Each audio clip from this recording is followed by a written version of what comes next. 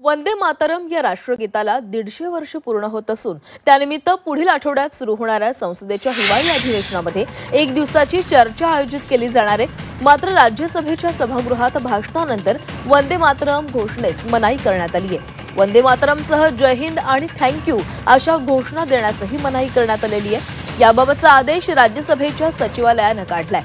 सभागृहातील शिस्त पालनाचा भाग म्हणून हा आदेश काढण्यात आलेला आहे। या आदेशाला शिवसेना उद्धव बाळासाहेब ठाकरे पक्ष, काँग्रेस आणि तृणमूल काँग्रेसनं विरोध केला आहे।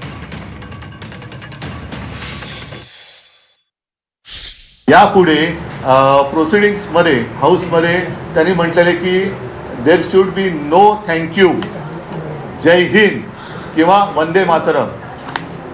म्हणजे हे तर अनाकलनीय आहे। आजपर्यंत आम्ही भाजपच्या जे काही सोबत होतो तो भाजप इस देश में रहना होगा तो वंदे मातरम कहना होगा असं ठणठवून सांगायचं।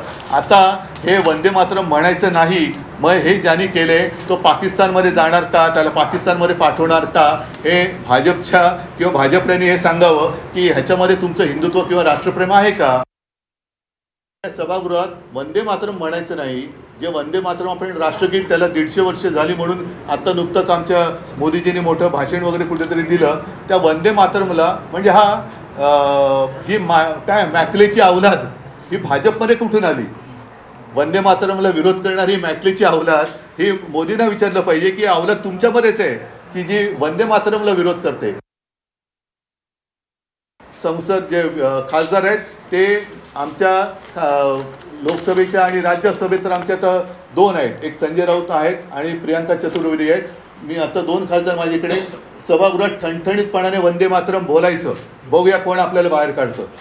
शिवसेनेचे खासदार हे लोकसभेच्या आणि राज्यसभेच्या सभागृहात वंदे मातरम बोलणारच आणि भाजपमध्ये हिंमत असेल तर आमच्या सदस्यांना त्यांनी निलंबित करून दाखवायचं।